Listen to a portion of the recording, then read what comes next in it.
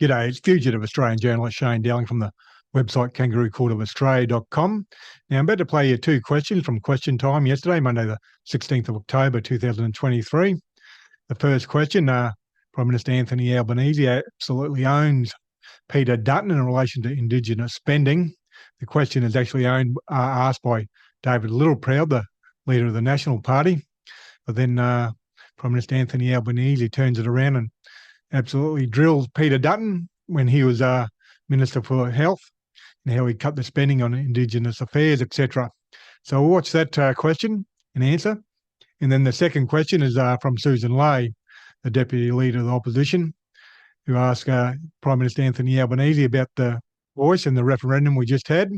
And Prime Minister Anthony Albanese outlines a lot of the facts that I didn't know about. Both answers to both questions, Prime Minister Anthony Albanese should have been heading home well before the referendum, and I think he might have improved the position. Certainly wouldn't have changed it, I doubt that, but I think he should have really been hitting home a lot harder, which he didn't do, and he's going to need to do before the next election.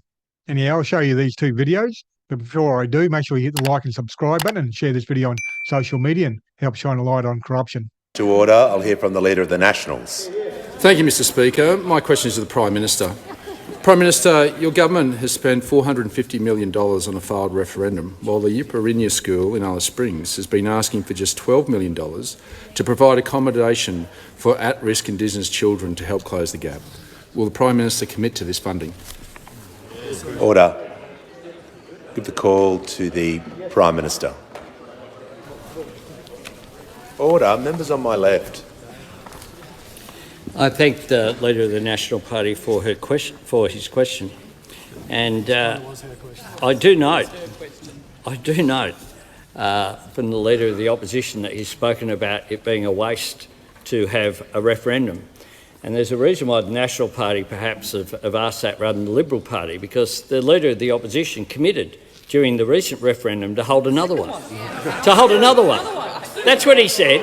He stood up on multiple occasions, on the 11th of August, on the 3rd of September, on the 18th of September, and said his plan, put out there for all to see, was he wanted people to vote no in this referendum, then to have an election in which he was successful, and then to vote yes in another referendum. That's what he said on repeated times before people voted. Before people voted on Saturday, he gave a solemn promise that he would support a second referendum being held. And then of course,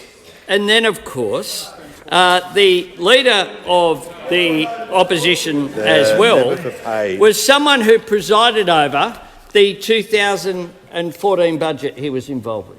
And what did they do when they came into office?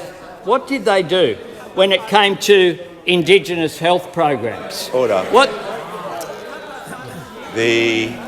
Order. Look, there is far too much noise in the chamber. The Leader of the Nationals was heard in silence. This constant interjecting, I can barely... Order. I haven't given the Leader of the Nationals the call. I just want to make the point. I can hear the questions, but I need to be able to hear the answers as well. The Leader of the Nationals on a point of order. Mr Speaker, on relevance, it was a very tight question about Yiparinya School and the funding. With the Prime Minister commit, and I see that he's now been handed a note, so I'm sure he's now been able to answer it. Order. The Prime Minister in continuation will be heard in silence. Speaker, we will, of course, take on any practical suggestions as we do, and we go through proper processes of funding. But the last time there was a change in government, in December 2013, with this Leader of the Opposition as Health Minister, the first thing they did was cancel a $777 million national partnership agreement on closing the gap on Indigenous health. $777 million closing the gap on Indigenous health, a national partnership agreement that was in place, ripped out as part of that budget. They then in 2014 refused to provide ongoing funding to 38 Aboriginal children and family centres. They cut $10 million from the National Family Violence Prevention and Legal Services Forum. They defunded the National Congress of Australia's First Peoples. They abolished the Prime Minister's Indigenous Business Policy Advisory Group. And in their first budget, they cut $165 million from Indigenous health programs. That's this bloke's record when it comes to Indigenous health. The bloke who walked out on the apology walked away from funding Indigenous programs. Time has concluded.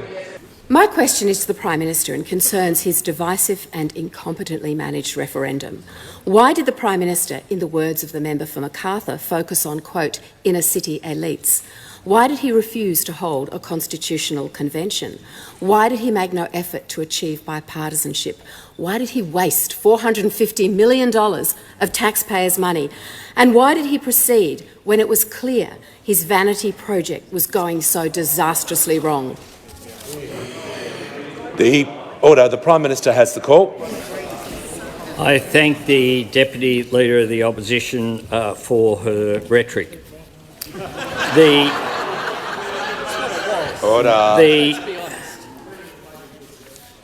member for O'Connor. Let's be very clear here about what occurred. There was a constitutional convention. There was one established under the former government in 2017. After a process that the former government established under Tony Abbott, when he established a process, a working group who were charged with coming back to the Australian people about what form constitutional recognition should take.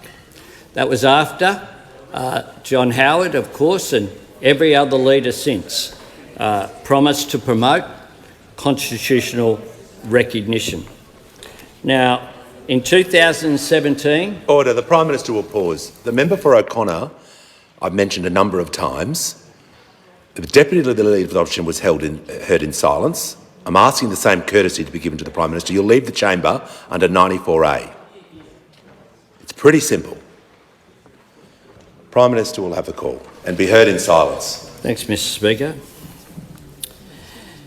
After a process in 2017, First Nations people, through the Uluru Statement from the Heart, those eloquent 440 words, issued an invitation to Australians to walk with them on the form of recognition they sought, which was recognition through a voice. There were then processes established, including under the former government, the Karma-Langton report and other processes, the joint committee chaired by Patrick Dodson and Julian Leeser to progress this issue. I said before the election on a range of occasions, as did both leaders, Scott Morrison and Bill Shorten prior to 2019, that there would be advance on these issues. I was at Garma when the Minister for Indigenous Affairs, Ken Wyatt, said that there would be a referendum held. I was there in 2019. And what occurred? What occurred was that I fulfilled that commitment that I made. This wasn't out of convenience. Member for Bowman. It was out of conviction. Because I believe that when you make a commitment, including a commitment to Indigenous people, that it should be fulfilled.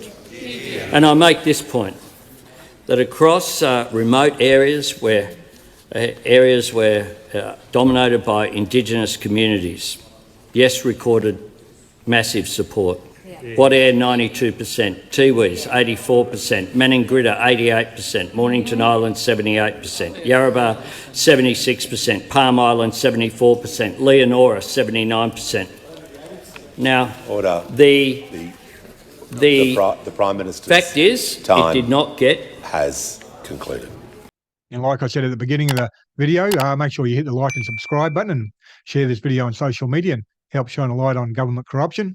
And I'll keep on watching Parliament this week, and if I see questions and answers that are interesting, I'll publish them on my YouTube channel. Kangaroo Court of Australia's independent media. I publish a website and a YouTube channel, and I'm 100% crowdfunded from viewers like yourself, so please support my Patreon account.